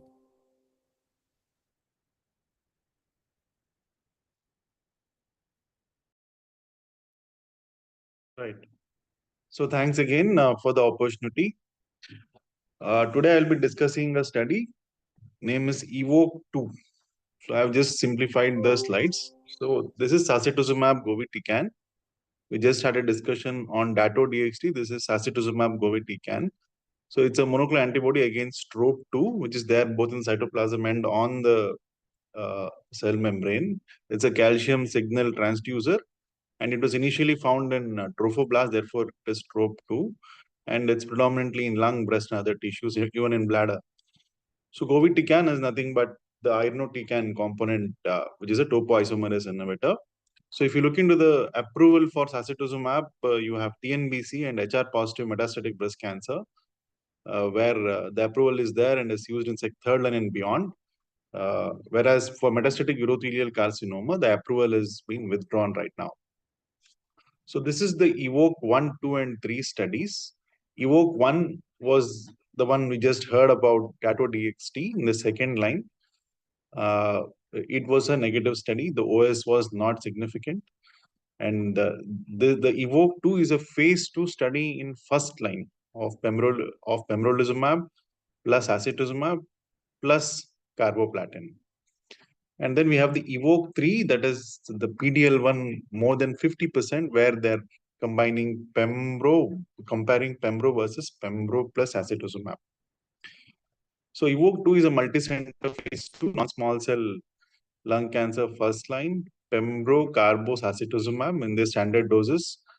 We are discussing on cohort C and cohort D, and I will come to what is this. So cohort C is non-squamous and cohort D is squamous. So this is how the trial design looked like. Measurable disease, no actionable mutations, no prior systemic therapy. Cohort C is non-squamous and cohort D is squamous. So initially they went on to find out that dose. The dose of sacituzumab is 10 milligram per kg. But with 10 milligram per kg in combination with chemotherapy, there was a dose-limiting toxicity of sepsis and death. Therefore, they came down onto the dose that is 7.5 milligrams per kg. So the dose of sacituzumab when you combine with chemotherapy is 7.5 milligrams per kg. So this is how it looked like. One thing what you need to focus is the PDL1 less than 50% was 85%, whereas more than 50 is just 14%. This is because the patients who were more than 50%, they went on to the EVOKE 3 randomized trial. So that is the reason why you would see less number of patients in the PDL1 more than 50% group. So this is mainly less than 50% group is what you're seeing in this EVOKE 2 study. Again, the overall response rate is 45%, 39%, somewhat that you see with Pembro chemo, and the PFS is 8 months around for both for non-squamous and squamous. So these are the responses that you would see. Right. So just to compare EVOKE 2 versus Keynote 189, the responses are okay in par, and even the 189 Pembro, Pemcarbo had 9.3 months of progression-free survival. So neutropenia and stomatitis. So even with Dato, stomatitis, eye toxicity, they are concerning, and neutropenia is one that is important with sacituzumab govitecan. So just to conclude, sacituzumab govitecan is anti-TROP2 plus SN38. Metastatic urothelial carcinoma is withdrawn. Breast cancer, it's intact. EVOKE-1 was negative. There was no OS benefit in the second line setting. EVOKE-2, overall response in PFS is fine, but it is not that great. Neutropenia and stomatitis are concerning with sacituzumab. Remember, when you combine with chemo, the dose is 7.5 milligram per kg. So it needs further studies, probably in the PD-L1 negative subset. This drug looks active. Maybe we will see trials addressing the PD-L1 negative subset in future. And let's wait for EVOKE-3 data also. Thank you.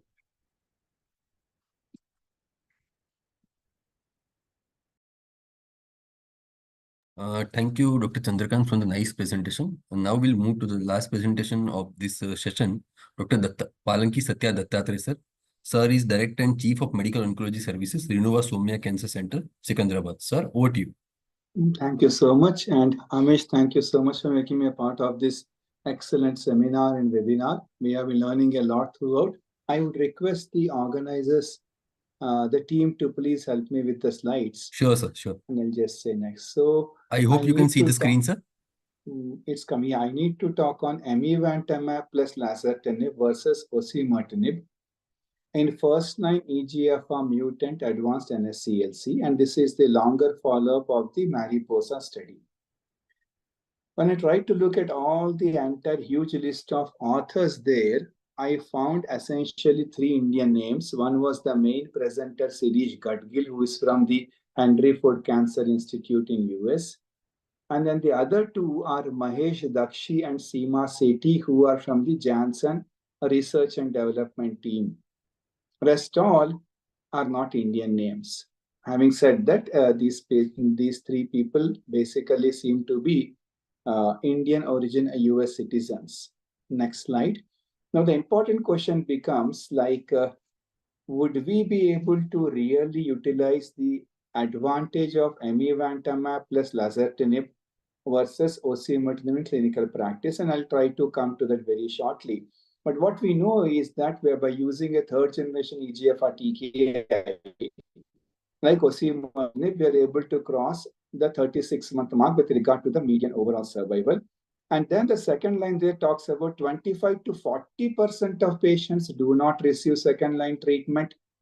And again, I would like to disagree with it, because at least in our practice, I don't think that after osimertinib fails, 40% of patients don't end up getting second line treatment.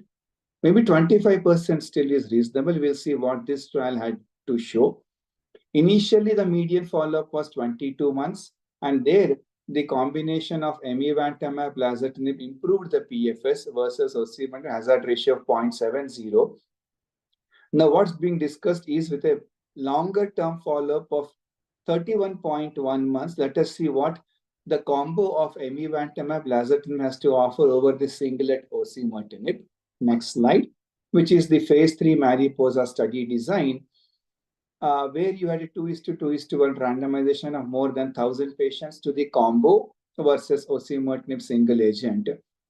One of the stratification factors you see there in the last is history of brain metastasis, yes or no.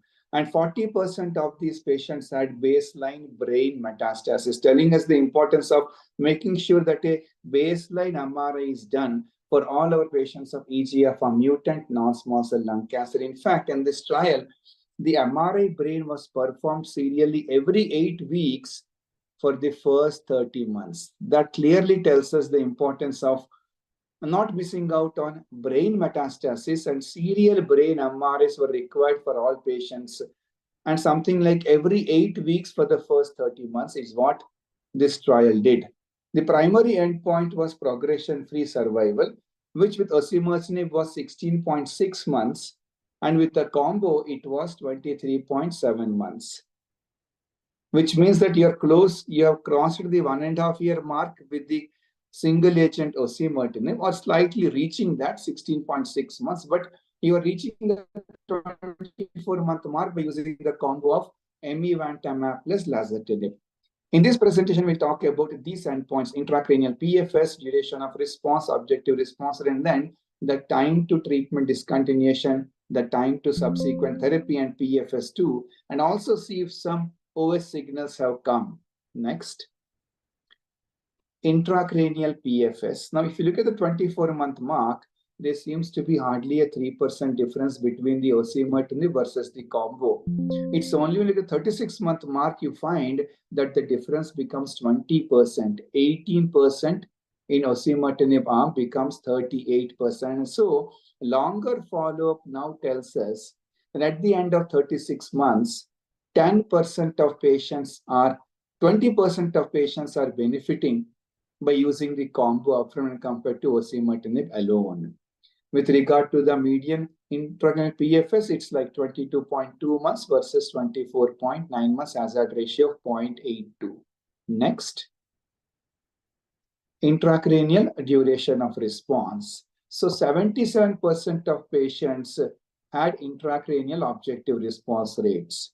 Now again, you find that it's only after 24 months the difference seems to be coming out. And at 36 months, it's 0% versus 50%. Now again, this tells us that the initial 24 months, be it the duration of response or the PFS, is where this doesn't seem to be much difference. So it's only after the 31-month follow-up here now, you're able to look at the 3-year landmark, and now you find a huge difference in the duration of response to 0% versus 51%. So those patients who respond tend to be responding longer in the in the cranial disease. Next. Time to treatment discontinuation. Again, I think you are seeing a similar pattern emerging there. And it's only at 24 months you find something like a 6% advantage. And at 36 months, it becomes 11%. So more patients remain on treatment at 3 years with the combo when compared to osimertinib. Next, time to subsequent therapy also tells us a similar story as to what the time to treatment discontinuation did. Next. Now, what was the first subsequent therapy these patients received? By and large, majority of these patients who discontinued study treatment received second-line therapy. In the first slide, we spoke that 25 to 40% of patients after first-line treatment fail do not get second-line treatment. So I think this is possibly mirroring what we also see in clinical practice, that a substantial proportion of our patients do go on to receive second-line treatment after first-line treatment for EGFR mutant non-small cell lung cancer fails, whether it is a singlet or, next please, or whether it's a combo. Now coming to PFS2 after subsequent therapy, the 3-year landmark PFS2 was 57% for amivantamab, lazertinib versus 49% for osimertinib. Telling us that the first-line treatment combo still makes the second-line treatment work effectively and doesn't blunt the response of the second-line treatment, whichever you choose. Next, updated overall survey analysis again tells us that the OS curves do start to separate early on. Again, not really early on, but then they start widening over time, which is what we also saw with the previous slides too, with 61% of patients alive at 3 years with the combo versus 53% with osimertinib. Of course, the Mariposa study next is ongoing, and a pre-specified final OS should probably be taking place in the future. Next. So to conclude, after the longer follow-up of 31.1 months, the data continue to favor amivantamab versus osimertinib with a promising trend towards OS with a hazard ratio of 0.77. And this, as we all know, is FDA approved and is also a part of the guidelines.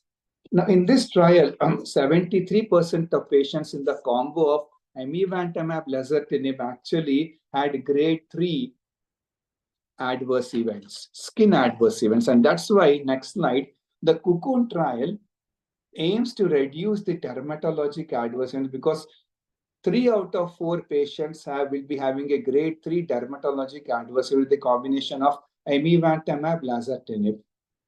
And you're looking at using prophylactic antibiotics paronychia prophylaxis, and skin moisturization from day 0 rather than using standard adverse event management. So this is, we should possibly be getting this data soon, but it's trying to tell us that we need to aggressively tackle the dermatologic adverse events. Next, some of the other amivantamab presentations which happened in WCLC have been discussed. We all talk about using subcutaneous pertuzumab, trastuzumab, daratumumab, and so one presentation looked at subcu versus intravenous amivantamab. Similarly, they also spoke about preventing infusion-related reactions with IV amivantamab. Next slide. This is last slide telling us that a total of 1,074 patients from 27 countries, including India, were a part of this study. I did try to find out how many Indian patients were a part of this, but that data is not available. Now, the question which at the start of the presentation was, what would be the clinical implication of this, especially with the NCCN guidelines also telling us that amivantamab lazertinib is also a preferred category 1 recommendation. I think we need to compare the FLAURA2 with this data, and then you find that by and large, osimertinib plus chemotherapy is as good, in some cases better than amivantamab lazertinib. So I think my take-home message would be osimertinib alone. But if you want to do as good as amivantamab lazertinib, then it can be pemetrexed plus platinum plus osimertinib rather than amivantamab lazertinib. So, for instance, the objective response rate with osimertinib and chemotherapy versus amivantamab lazertinib is 83% and 86%. Duration of response, osimertinib chemo versus amivantamab lazertinib is 24 months and 25.8 months. Overall PFS 25.5 months, osimertinib chemo is 23.7 months. You're crossing the 24-month mark with osimertinib plus pem carbo, whereas you're falling short of the 24-month mark with the amivantamab lazertinib. Now let's look at patients who have CNS mets and who don't have CNS mets. If CNS metastasis, osimertinib plus chemotherapy, the FLAURA, is 24.9 months. Amivantamab lazertinib with CNS mets, it's 18.3 months as the median PFS. Without CNS metastasis, osimertinib chemotherapy is 27.6 months. Amivantamab lazertinib is 27.5 months. So by and large, it seems that as far as Indian clinical oncology practice is concerned, if I want to better over osimertinib, I would probably choose osimertinib plus pemetrexed platinum rather than amivantamab plus lazertinib. Thank you so much.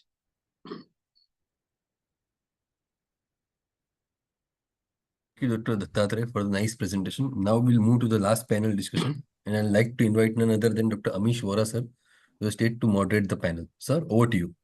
Yeah, so we have two panelists. I think Datta is there and Chandrakant is there. Dr. Rohit and Dr. Suman, both of them have left. And we are at 9:20. So I would just in another 5 to 10 minutes, I would like to ask you questions. Dr. Datta, as always, amazing and crisp and crystal clear message what you have given. But if you see, I just, Dr. Chandrakant just showed me the PFS.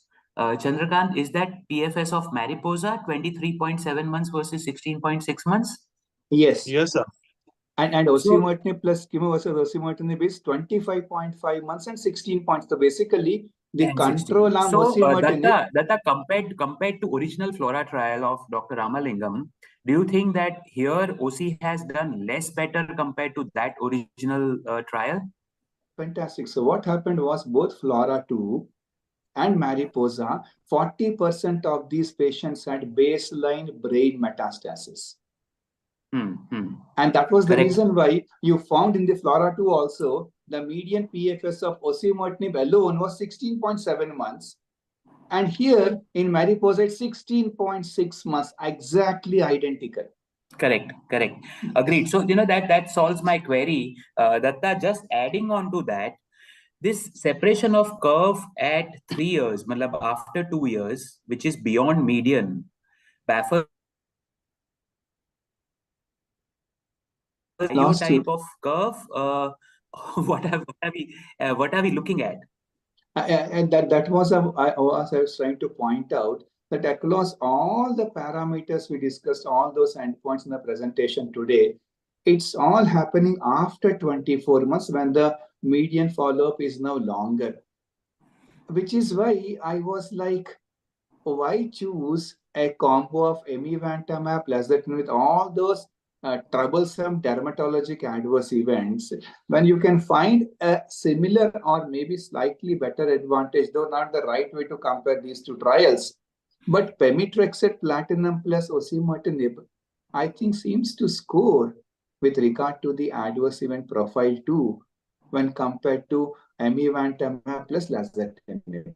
And that's why I was trying to point out what you were trying to also make it clear to all the audience, that you're finding the separations and the widening happening after the 24-month mark. Correct, absolutely. Sir, I had one point. Yes, yes, Chandrakant, please. So probably have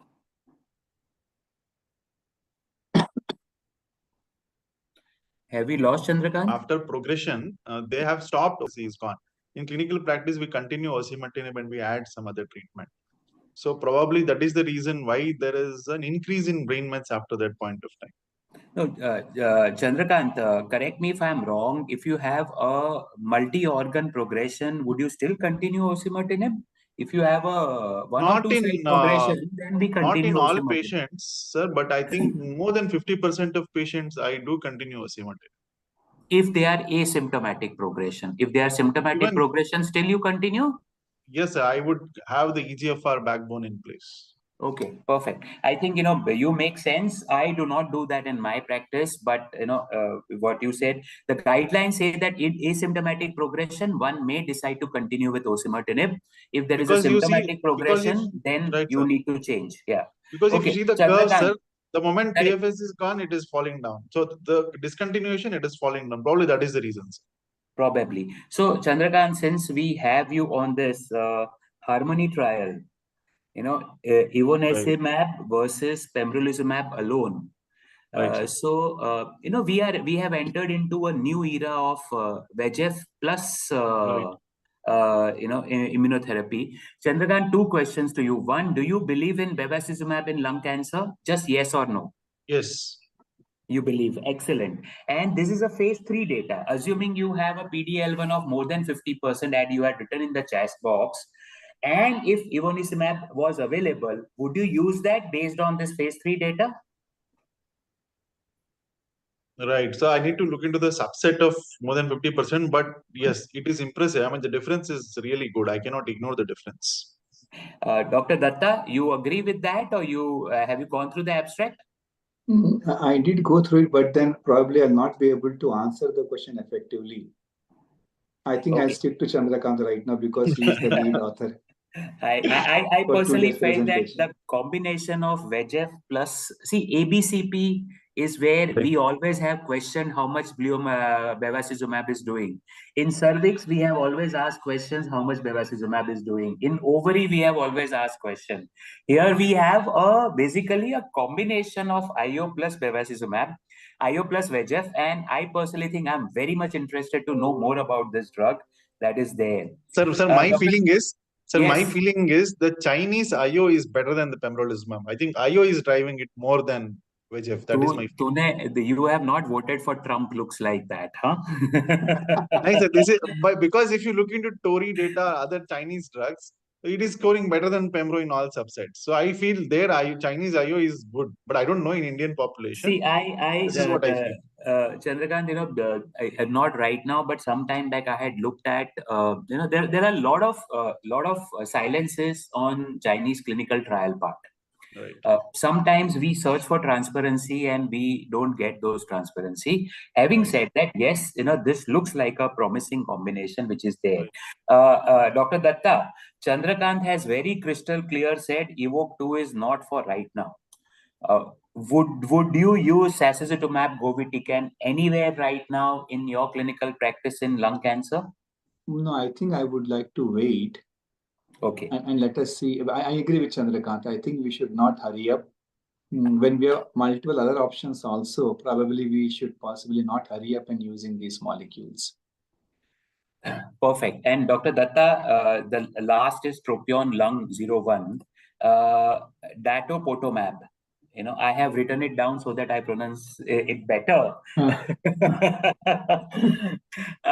It is very interesting. One thing which tells me from this paper is that if you don't have the method to do NMR, do not give datopotamab right now.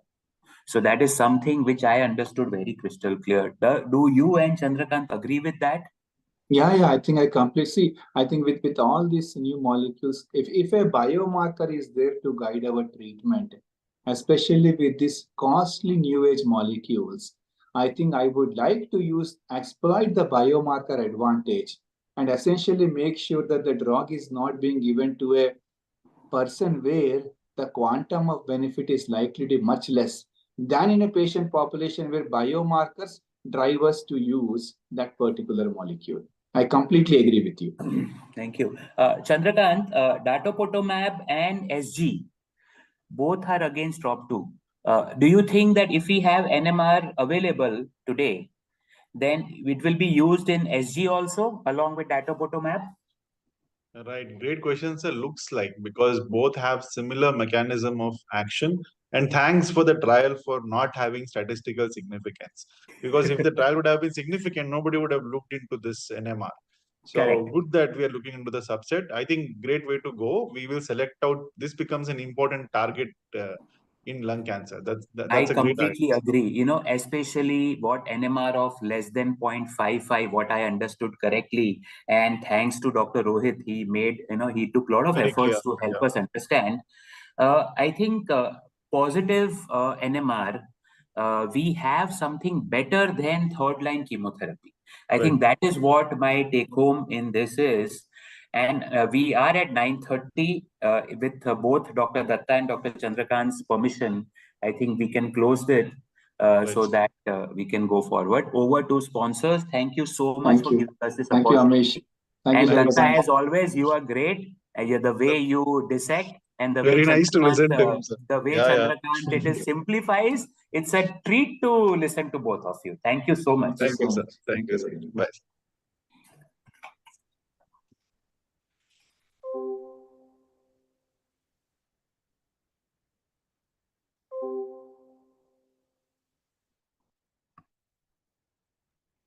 Thank you.